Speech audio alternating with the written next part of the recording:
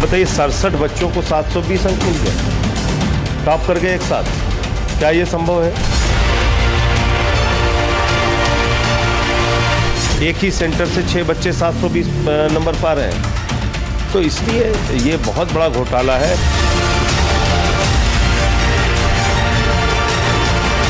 Entire examinations credibility had been questioned. The NEET examination is the latest thing. This NEET examination is the latest thing. He himself is admitting some gadbadi ho gaya.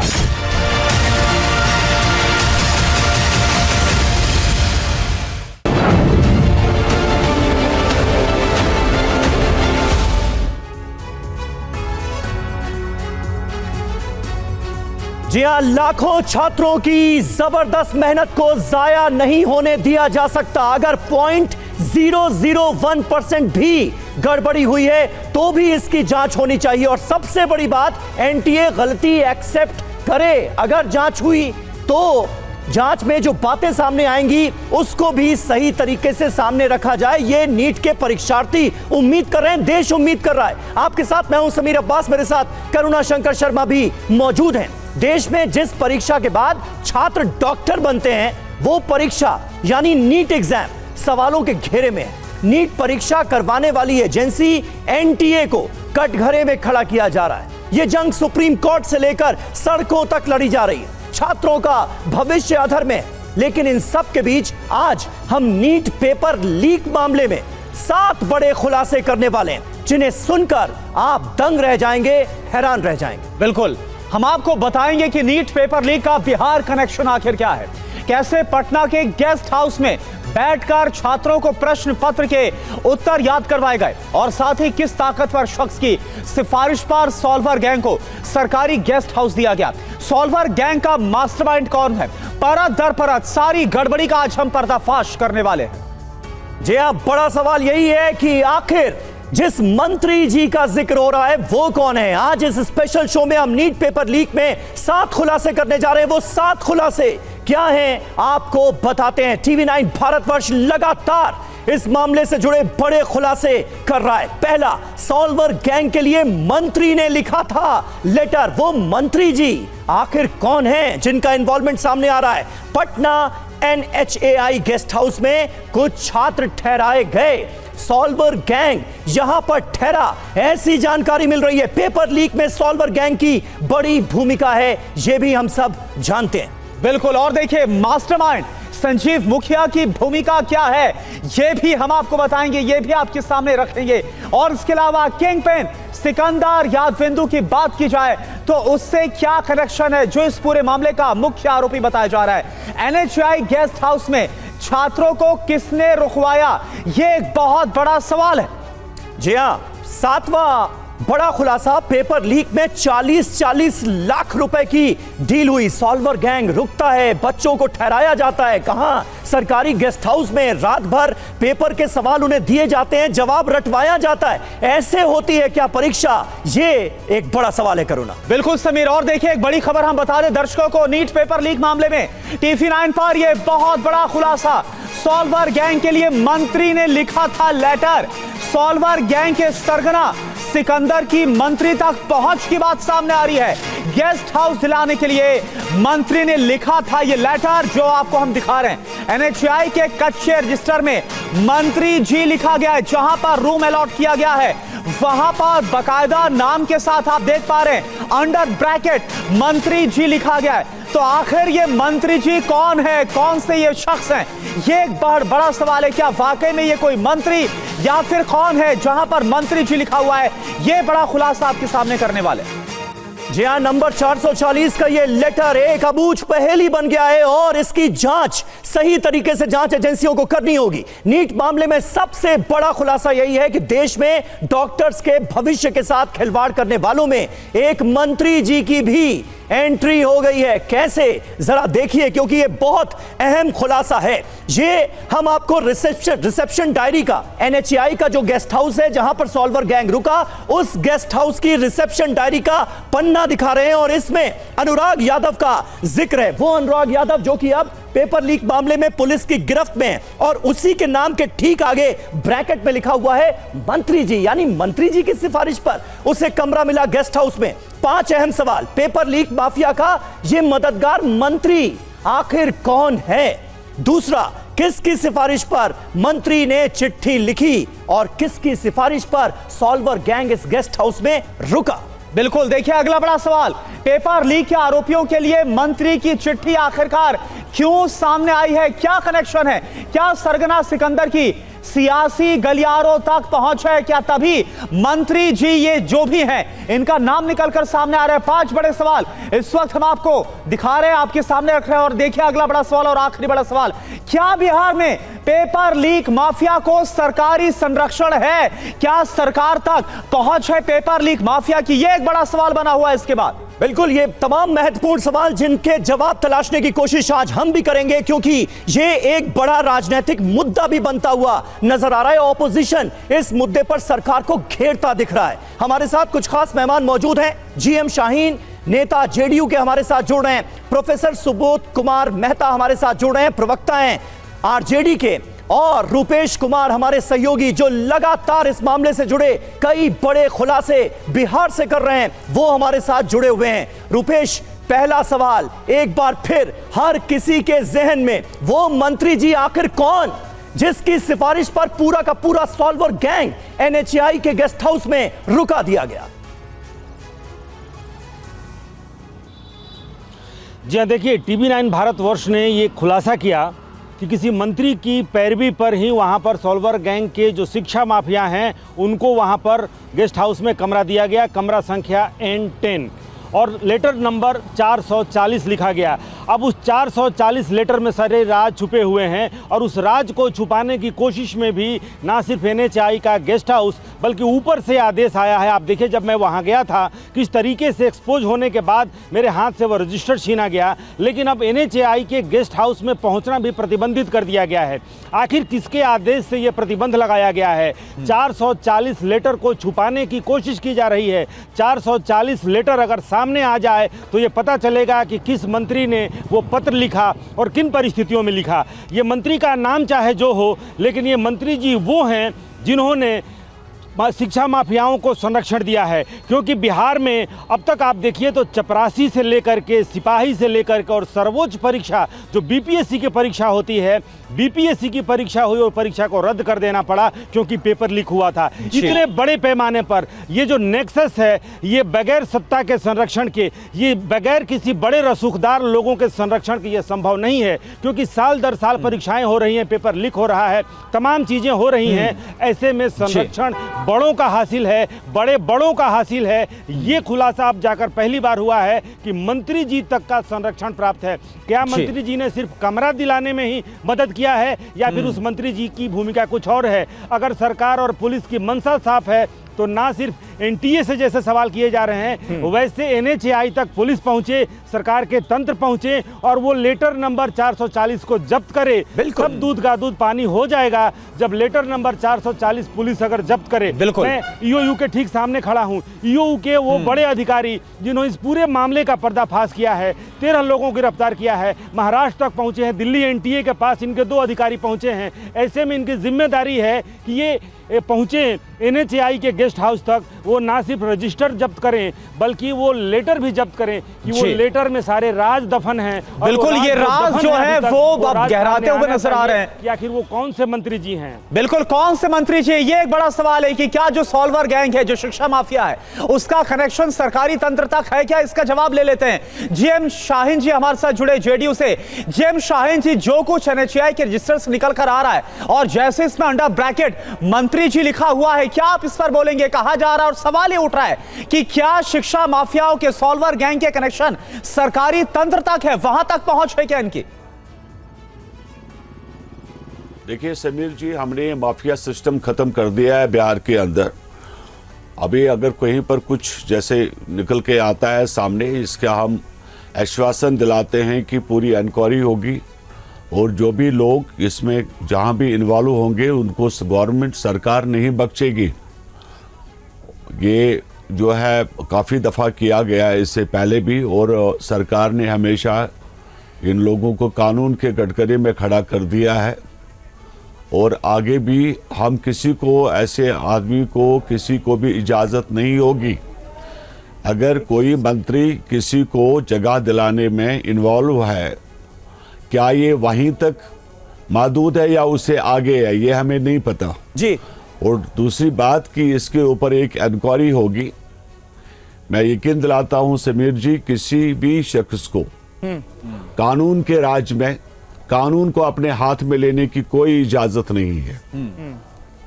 बिल्कुल ठीक है, ठीक है, ये आश्वासन अपनी जगह है, लेकिन उन लाखों बच्चों का, उन परीक्षार्थियों का क्या जिन्होंने इतनी कड़ी मेहनत के बाद ये एग्जाम दिया। नीट पेपर लीक मामले में एक और खुलासा, पटना NHAI गेस्ट हाउस में ठहराए गए थे छात्र। Guest house room number N10 में ये तमाम छात्र रुकवाए गए। सॉल्वर गैंग ने छात्रों को गेस्ट हाउस में ठहराया। ये तस्वीरें आप देखिए, तमाम जो सॉल्वर गैंग से जुड़े हुए लोग थे वो NHAI के यानी एक सरकारी गेस्ट हाउस में बाकायदा उनका रूम बुक किया जाता है, वहां पर तमाम छात्र रुकते हैं। रात भर उन्हें पेपर एक तरह से बताया जाता है, कौन कौन से क्वेश्चंस आने वाले हैं ये बताया जाता है और उनका जवाब रटवाया जाता है। और ये सब कुछ आखिर किसकी सिफारिश पर हुआ, ये अपने आप में एक बड़ा सवाल है, क्योंकि सॉल्वर गैंग को रुकवाया गया एक मंत्री की सिफारिश पर। ये जानकारी सामने आई। और देखिए, TV9 भारतवर्ष की टीम ने पटना के NHAI गेस्ट हाउस में जाकर एंट्री रजिस्टर को चेक किया और उसमें हमने क्या मिला, क्या हमने पाया, आपको 8 पॉइंट के जरिए समझाते हैं क्या बड़ी बातें इस एंट्री रजिस्टर मिल रही है। जांच में क्या पता चला है, आप देखिए। पटना के NHAI गेस्ट हाउस में छात्रों को ठहराया गया था, यह बात साफ निकल कर आ रही है। सॉल्वर गैंग ने छात्रों को NHAI गेस्ट हाउस में ठहराया, जो बड़ी जानकारी इंफॉर्मेशन आ रही है। और एक और बड़ी बात, NHAI के गेस्ट हाउस में कमरा संख्या 404 में ये सभी रुके थे छात्र। बिल्कुल, और कितना आसान है करुणा ये पता लगाना कि आखिर किसकी सिफारिश पर ये रुके थे। छात्रों के ठहरने का इंतजाम मास्टरमाइंड सिकंदर यादवेंदु ने किया।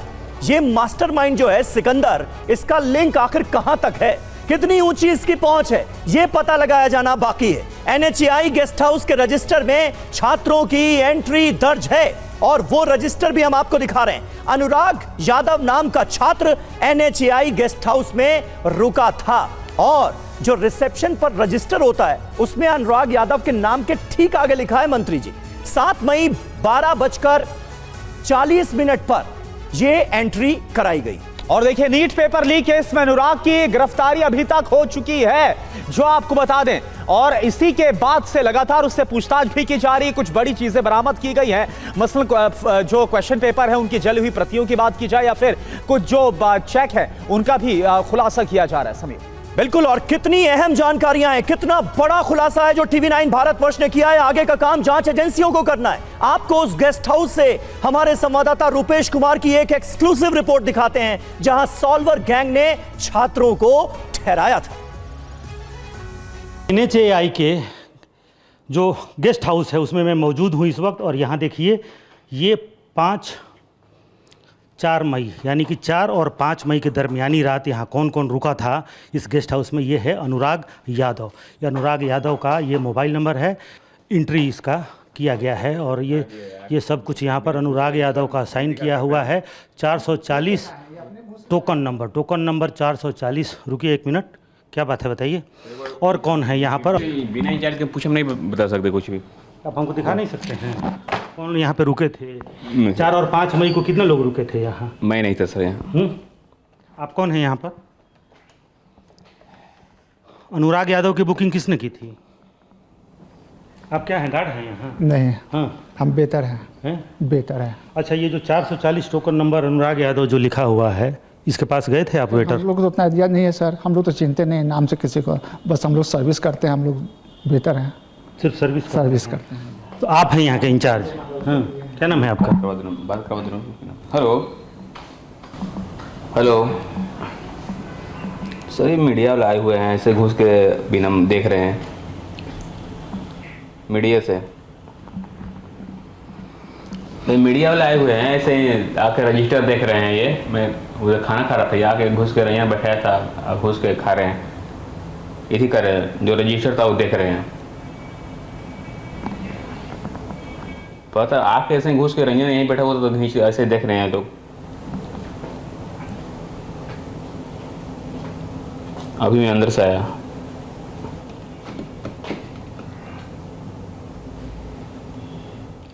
मेरी बात कराइए। मेरी बात कराइए उनसे। कौन है? लीजिए बात करने के लिए बोले, बात कीजिए ना।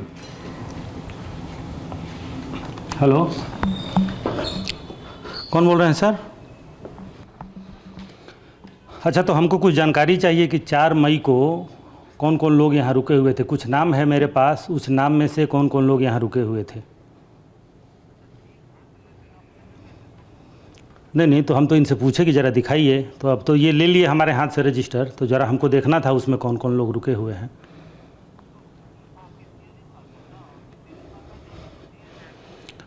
नहीं तो आप मीडिया को नहीं दिखा सकते हैं? अच्छा, ये बात है।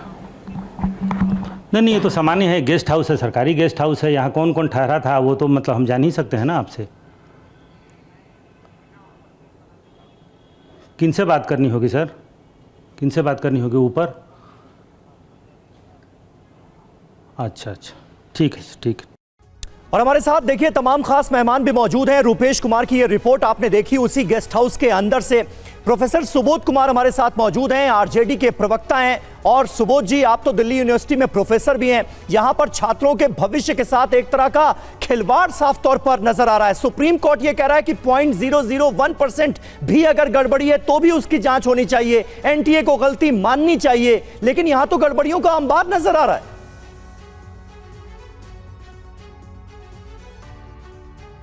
सर अनम्यूट कर लें अपना, आपका ऑडियो म्यूट है। देखिए जी, जब से ये नीट का एग्जाम का फॉर्म निकला अप्रैल से, अप्रैल महीने में ही जब इसका लास्ट डेट होने वाला था, 2 बार इस डेट को एक्सटेंड किया गया फॉर्म भरने का। उसके बाद जो भी त्रुटियां फॉर्म में थी उस डेट को भी एक्सटेंड कर दिया गया। उसके बाद जब एग्जाम होता है तो पूरे प्रक्रिया में देखिए जब रिजल्ट आता है तो धांधली का आरोप लगता है। और जब 720 मार्क्स जो है 1563 स्टूडेंट को मिल गए, उसमें से फिर वो ग्रेस मार्किंग बताया एनटीए ने, ग्रेस मार्किंग को फिर उन्होंने वापस लिया। तो पूरे प्रोसेस को देखिएगा, ये उजागर होने से पहले भी ये हम कह सकते हैं कि जो एनटीए है, नेशनल टेस्टिंग एजेंसी, उससे कहीं ना कहीं एक बड़ी भूल हुई थी। और उस भूल को अपना ये लोग मान भी नहीं रहे हैं कि हमसे कोई भूल हुई थी। और मामला चला गया कोर्ट में। जब कोर्ट में मामला चला गया है तो आप देखिए सुप्रीम कोर्ट का जो वर्डिक्ट आया है, जो आप बता रहे थे कि अगर आयोटा भी, अगर थोड़ा सा भी अगर उसमें गड़बड़ी हो तो उसको कैंसिल करके फिर से किया जाए। अब जहां तक बात रही कि आप इस कमरे की बात कर रहे हैं, जो आदमी वहां पे संलिप्त है उसकी बात कर रहे हैं, ये पूरा मामला जो है अब इसको देख रही है इकोनॉमिक ऑफेंस विंग देख रही है। और इससे ये पता चलता है कि वहां पे गड़बड़ी हुई है, उसका लिंक बिहार से और गुजरात से भी देखा गया है। जिन बच्चों का कमरा बुक हुआ था उसके कितने मार्क्स आए हुए हैं रिजल्ट में, ये सब भी अब इंक्वायरी की जांच होगी। लेकिन इससे इतर एक और बात यह है कि जिस तरीके से सरकार, जिसका कि आप नाम ले रहे हैं जिन बंधुओं का, वो सरकार से कहीं ना कहीं मुझे लगता है पॉलिटिकल और ब्यूरोक्रेटिक माफिया भी जो है इसमें संलिप्त हैं। और उन लोगों के माध्यम से ही इस तरीके का जो बच्चों का जो फ्यूचर है उसके साथ खिलवाड़ किया जाता है। सिर्फ खिलवाड़ ही नहीं है, डॉक्टर अगर अपॉइंट हो जाते हैं, एडमिशन हो जाता है उनका, तो बहुत मतलब आगे का फ्यूचर आप क्या बताएं हम। आप पूरा जो आपका दर्शक जान रहा है कि ऐसे अगर डॉक्टर एडमिशन लेंगे फिर डॉक्टरी पास करेंगे तो अपने जो है पेशेंट है उनके ऊपर क्या गुजरेगा। तो देखिए पूरा मामला जो है बिहार सरकार में, जब बिहार में एनडीए की सरकार थी, जो संलिप्त आदमी जिसका बताया जाते हैं आप, वो कहां से कहां ट्रांसफर होता है फिर कहां आता है, वो सारी बातें आप बताएंगे ही बताएंगे। और कोर्ट के पास भी अब जाएगा और इकोनॉमिक ऑफेंस विंग के पास भी जाएगा। तो कहीं ना कहीं एनटीए को रिफॉर्म करने की आवश्यकता है। जब से ये एनटीए बना है, ग्रेजुअल एंड स्लोली प्रोसेस में देखिएगा, सारे एडमिशन के जो एंट्रेंस एग्जाम है वो एक एजेंसी ले रहा है पूरे भारत में। पहले यूनिवर्सिटी लेती थी, यहाँ तक कि दिल्ली यूनिवर्सिटी के जो सीयूटी और जितने भी एंट्रेंस एग्जाम होते हैं एनटीए के माध्यम से अब कराया जा रहा है। तो मुझे लगता है कि और ये एनटीए किसको सब लेट कर देती है। बाद में फिर सबलेटिंग भी हो जाता है। तो ये पूरा प्रोसेस, पूरा इसको देखने की बात है कि ठीक है, इस पूरे प्रोसेस को जो एनटीए की तरफ से एग्जाम्स कंडक्ट कराया जाता है, जो नीट का एग्जाम कंडक्ट कराया जाता है, इसमें आप रिफॉर्म की बात बोल रहे हैं, लेकिन बड़ी बात आप बोल रहे हैं कि यहां पर आपको साफ तौर पर जो पॉलिटिकल और जो ब्यूरोक्रेटिक मिलीभगत है वो आपको नजर आती है, एक माफिया कनेक्शन नजर आता है। इस पर हम बात करेंगे, सुबोध जी से भी जवाब लेंगे, लेकिन इन सब के बीच शाहीन जी से जवाब लेंगे। लेकिन एक बड़ी खबर आपको बता दें, नीट पेपर लीक मामले में सरगना सिकंदर का कबूलनामा क्या आया है। 40-40 लाख रुपए में हुई थी बात, यह सिकंदर की तरफ से कहा गया है। रात भर बच्चों को सवाल जवाब याद करवाया गया था, 24 घंटे पहले पेपर मिलने का किया गया था दावा। आप देखिए 5 मई को एग्जाम था, दावा इस बात का कि 4 तारीख को इनके पास पेपर आ गए थे। अनुराग यादव सिकंदर का रिश्तेदार है, जो कहा जा रहा है सिकंदर जिसकी मुख्य भूमिका इस पूरे मामले में, पेपर लीक मामले में बताई जा रही है। तो देखिए, नीट पेपर लीक कांड में पुलिस के सामने सिकंदर यादवेंदु ने बड़ा कबूलनामा सामने रखा है। सिकंदर ने मान लिया है कि 40-40 लाख रुपए में डील हुई थी, बात हुई थी। रात भर बच्चों को सवाल जवाब याद कराए गए थे। कितना बड़ा झटका है ये खबर उन तमाम छात्रों के लिए जिन्होंने जी तोड़ मेहनत करके ये एग्जाम दिया। ये उनके साथ कितना बड़ा धोखा है, ये जरा आप समझिए। सॉल्वर गैंग का सरगना कौन? सिकंदर यादवेंदु। अब जिनको फायदा मिला वो कौन? आयुष राज, उम्र 19 साल, अनुराग यादव 22 साल गिरफ्त में है, शिवनंदन कुमार 19 साल, अभिषेक कुमार इसकी उम्र 21 साल। इनको फायदा मिला और ना जाने इनके जरिए किन किन को फायदा मिला करो। और देखिए हुआ क्या था, इनके बीच में बात क्या हुई। 30 से 32 लाख लेने की बात हुई थी, 40 लाख पर बात बनी, यानी 40-40 लाख रुपए में कैसे जो क्वेश्चन पेपर हैं उनको लीक किया गया। अभिषेक से कम पैसे पर भी बात हुई है। अनुराग यादव जिसका नाम आ रहा है सामने, अनुराग से भी कम पैसे पर बात हुई है, जिसको गिरफ्तार किया गया है और जिसका नाम भी बाकायदा उस रजिस्टर में दर्ज है। बिल्कुल, और रूपेश कुमार हमारे संवाददाता इस वक्त हमारे साथ मौजूद है। रूपेश, आपने तो तमाम खुलासे किए, TV9 भारतवर्ष ने उन खुलासों को देश के सामने भी रखा, लेकिन अब काम जांच एजेंसियों का है, तफ्तीश करना। NHAI का गेस्ट हाउस सॉल्वर गैंग को मिला कैसे, वो मंत्री जी कौन है और मंत्री जी के साथ और कौन कौन शामिल हैं, कौन लोग ऐसे थे जिनके इशारे पर सॉल्वर गैंग को NHAI के गेस्ट हाउस में ठहराया गया। पुलिस की पड़ताल कहां तक पहुंची है, जांच एजेंसियां क्या कह रही हैं? देखिए, बिहार के मुख्यमंत्री नीतीश कुमार कह रहे हैं कि आने वाले वर्षों में वो यहाँ पर नौकरी की बहार आने वाली है और इसी को देखते हुए स्वच्छता बनी रहे, एक पवित्रता बनी रहे इन बहालियों की, इसकी वजह से वो बिहार आगामी विधानसभा सत्र में एक नया कानून लाने वाले हैं, एक प्रस्ताव लाने वाले हैं, ताकि इन माफियाओं पर नकेल कसा जा सके। ये जो कदाचार है, जो पेपर लीक है, इन तमाम मामलों पर रोक लगाई जा सके। अगर सरकार की मंशा वाकई स्वच्छ है, उतनी ही पवित्र है कि वो परीक्षा की पवित्रता को बनाए रखना चाहते हैं, तो सबसे पहला इस वक्त आज इस मोड़ पर ये जो पूरा गैंग जो है वो खड़ा है, उसमें सबसे पहली जिम्मेदारी मुख्यमंत्री की भी बनती है कि वो उस पत्र को जब्त करें। NHAI में पुलिस को भेज करके वो रजिस्टर जब्त करें, जिस पत्र का जिक्र TV9 भारतवर्ष चीख कर रहा है कि 440, और वो इसलिए क्योंकि हमारे पास पुख्ता सबूत है। दोनों रजिस्टर में दर्ज है पत्र संख्या 440। वो पत्र संख्या 440 अगर सरकार जब्त करती है तो पूरा नेक्सस बेपर्द होगा। और इसलिए क्योंकि सिर्फ इसी पे जवाब लेते ना शाहीन साहब जेडीयू से हमारे साथ मौजूद हैं। शाहीन साहब, ये क्यों नहीं हो पा रहा है? आप भरोसा दिला रहे हैं कि आप छात्रों के साथ हैं, जिन छात्रों के साथ इतना बड़ा धोखा हुआ है, जांच आपकी कहां तक पहुंची है, पुलिस क्या कर रही है, ये सवाल है। हमें आपकी इन बातों से इत्तेफाक नहीं है। पुलिस अपना काम कर रही है, लोगों को गिरफ्तार कर रही है, और आपको मैं बताना चाहता हूं कि इसमें जांच होगी, कानून का राज है। ये तो है नहीं कि आज से 15 साल पहले की जो मर्जी, जो लूट मार चाहते थे लोग, वो होता था। अब तो वो चीज़ें तो सवाल पैदा ही नहीं होता। आज के तारीख में आप कहीं पर भी देश के अंदर, बिहार क्या, किसी अपने उत्तर प्रदेश, जहाँ जहाँ भी NDA की सरकार है, जहाँ जहाँ भी BJP और हमारी सरकार है, किसी को बख्शा नहीं जाएगा। मैं यकीन दिलाना चाहता हूं, जो भी लोग इसमें इन्वॉल्व है उनको सख्त से सख्त सजा दी जाएगी। और आप देखेंगे कि हमने तो कितने काम, कितने स्कैंडल्स को पकड़ा, और आपके सामने कितनी दफा मेरी आपके टीवी चैनल पे, मेरे आपके डिबेट शो में भी आया, और हमने प्रूव करके दिया कि हमने तो किसी को नहीं बख्शा, किसी को नहीं छोड़ा, चाहे उसमें छोटा आदमी हो, बड़ा आदमी हो। यहाँ तो उस चीज का कोई मतलब बनता ही नहीं। ठीक है, कोई छोटा हो या फिर बड़ा हो, इसी पर मैं बात करता हूं। प्रोफेसर सुबोध जी, सवाल यही है, देखिए एक बार फिर से मैं जिक्र करता हूं, जो मंत्री जी अनुराग यादव नाम का जो छात्र है उसके साथ लिखा हुआ था मंत्री जी, क्या आपको लगता है कि 5 मई को एग्जामिनेशन कंडक्ट करवाए गए 24 घंटे पहले, यानी 4 तारीख को ये पेपर इनके पास पहुंच जाते, सॉल्वर गैंग ये सब पेपर एक्सेस कर लेता है, कोई बड़ा संरक्षण अगर नहीं होगा तो ये सब कुछ आपको संभव लगता है?